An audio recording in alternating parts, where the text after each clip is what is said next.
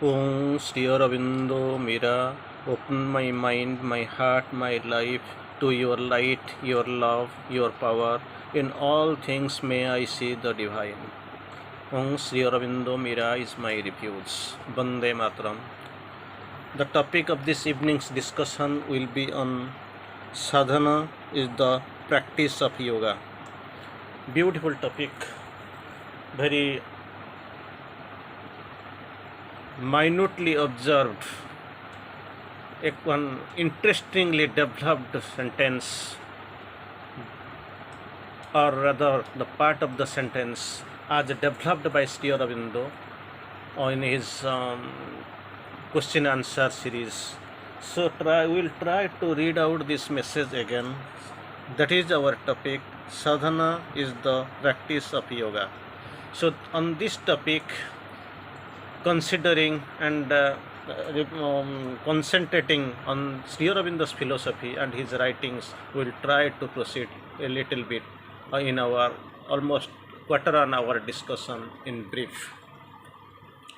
Same sentence. Sadhana is the practice of yoga.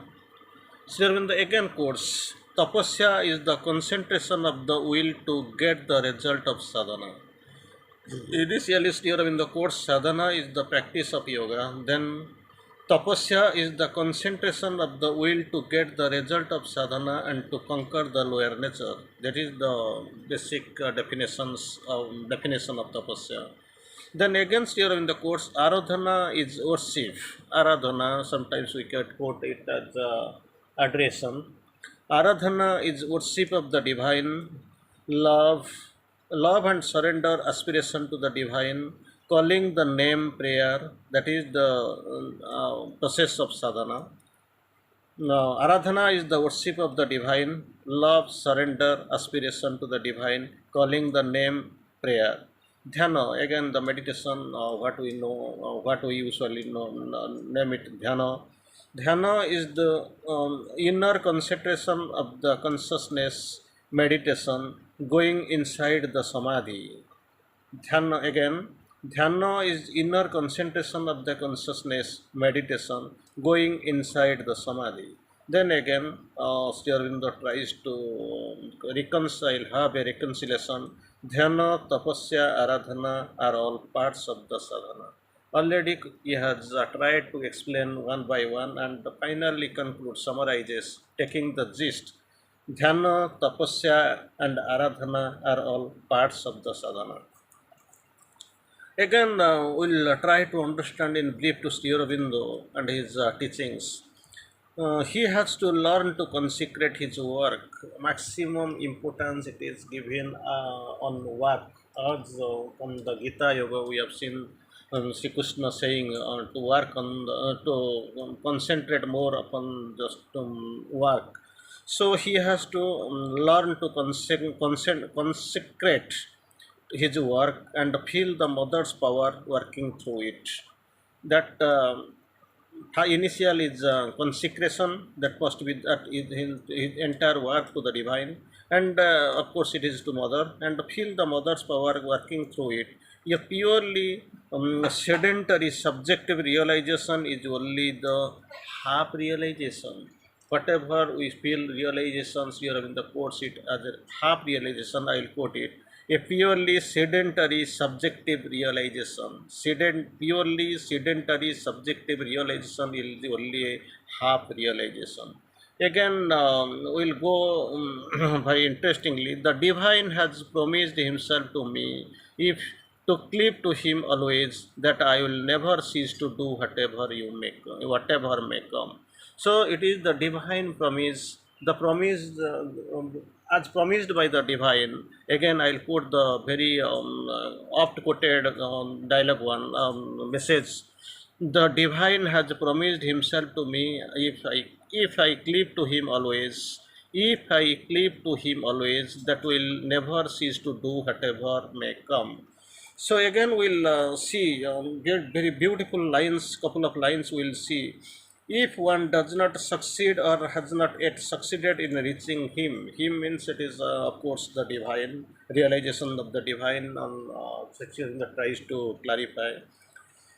If one does not succeed or has not yet succeeded in reaching him, feeling him, or seeing him by the established process of the meditation or established process of meditation, if it is unreached or unfelt or not seen, then or by processes like japa, yet one may have made progress towards it by the frequent calling of bhakti. That again, in the course, tilting the sentence, going in the other way, that stressing upon the bhakti, by calling of bhakti in the heart, or constantly greater enlargement of it in the consciousness, or again, or by work for the divine and by dedication in service. That is coming the last one by one, and towards the end here in the course it is so by service to the dedicated service to the divine. Then Sri Aurobindo will skip forward. Actually, the path of surrender is indeed difficult. We think it is almost an easy process. I have given the many most of the time we feel that Radha's prayer, whatever you choose, death or life, that is agreeable. That is I do accept happily. But here in the court said the path of surrender is indeed difficult. But if one perseveres in it with sincerity, perseveres with it in it with sincerity, then what happens? There is bound to be some success and a partial overcoming or diminution of the ego. Success will be there, and a partial overcoming of the difficulties and diminution of the ego. Ego must be surmounted, or it will thin and fall. When which may help greatly a further advance upon the way. So this sentence class justifies that ego is a major barrier, major obstacle on the way. It has to thin and fall, or it has to be reduced. There is no place for the ego. If it is gone, then it will be a great progress, great help in the advance upon this path. That is a very beautiful line given by Sri Aurobindo. As the Gita insists here, with a consciousness free from despondency. So, even if one sleeps, sleeps means not the sleeping permanent, this is SLIP, sleeps, one slides, one must rectify the posture. Even if one falls, one has to rise and go undischarged to the divine way. This attitude must be. So again, Sri Aurobindo, very beautiful quotation as quoted by Sri Aurobindo. You have to remember, you have to respect the sentence, and you have to iterate and reiterate the sentence. Even if one sleeps, one must rectify the posture. If it is if somebody for any reason he has slipped, then it must rectify the posture. Second, even if one falls, one has to rise and go undiscouraged on the divine will. That is the attitude that must be there. Again, we'll go for the beautiful dhyana, his remarks on the dhyana and all. Here the quotes here beautifully, necessarily. But for the moment, progress through concentration and inner experience, still in the course. But for the moment, progress through concentration and inner experience is the first necessity for you. One beautiful suggestion given by and suggested by Sri Aurobindo. This is the first necessity for you to go through, to progress through concentration and inner experience. This is what we call the activity of the mind, concentration, activity of the mind, which always comes in the way of concentration and tries to create a doubt and dispersion of energies. So that is the criteria, that is the problem. So he can get rid of in two ways, that can be overcome by two ways, as the ways showed by Sri Aurobindo. One, by rejecting it; second, pushing it out. So two methods Sri Aurobindo has quoted to get rid of these two, by the ways to get rid of, for getting rid of, till it remains as an outside force only. It was not outside, not touching, it is coming still completely outward. By bringing down the higher peace and the light into the physical mind.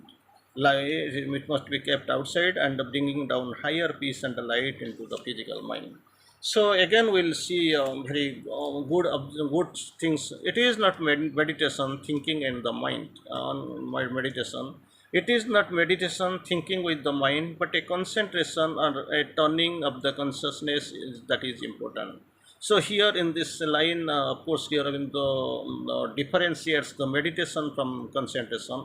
It is not the meditation. Meditation in bracket he has quoted the thinking of the mind, mental phenomenon, but a concentration or turning of the consciousness that is important. That is concentration, initial thinking with the mind. That is meditation, and that can happen in work, in writing, or any kind of action. So this action work has been given maximum importance by Sri Aurobindo. So any kind of action, as well as in the sitting down in contemplate, that is the criteria. Meditation is best when it comes spontaneously.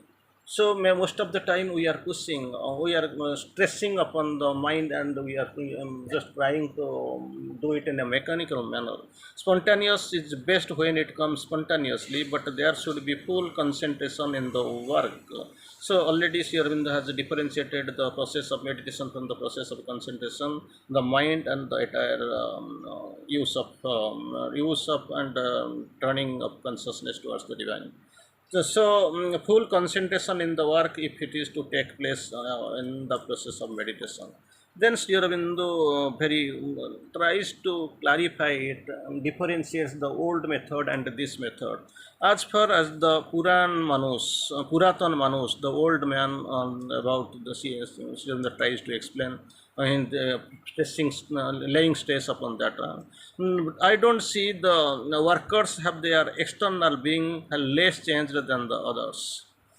So there is no change simultaneously, no offering, no consecration, no aspiration, nothing was known to them. It was simply they were going on the ordinary human being with the ordinary concept, normal concept, below normal, subnormal concept.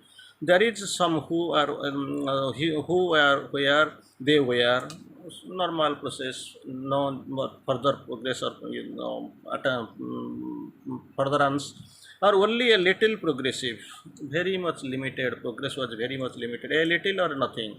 And there are often who others who have changed a great deal. So that is also possible. They have changed a great possibly changed a great deal. None is transformed altogether. That concept was not there. They had not the idea. They have not the, of course, aspiration for it, and they have not tried. No, none is transformed altogether. Though some have found sure and sound spiritual and psychic basis. It was there. It was almost a initial step or one or two step forward, psychic and spiritual basis. But that applies only to the workers who do not spend time in meditation, and those who spend a long time in meditation.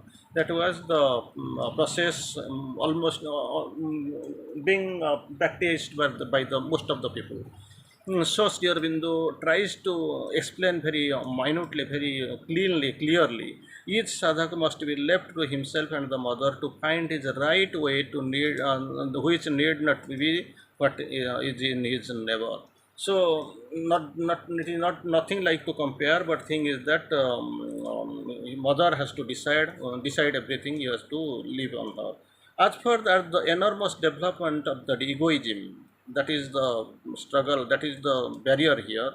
That can come whatever one follows. So that dhyana is necessary. Work, meditation, bhakti all must be done as the process of sadhana for them. Then to say that one enters the stream of sadhana through work only is to say too much. So what we have to do, one can enter it through meditation or bhakti also, but work is necessary to get the full stream, not the drift away. So one has to work, and one side on circling, goer circlings are there. That is the best help, and this is the object of our sadhana. Thank you.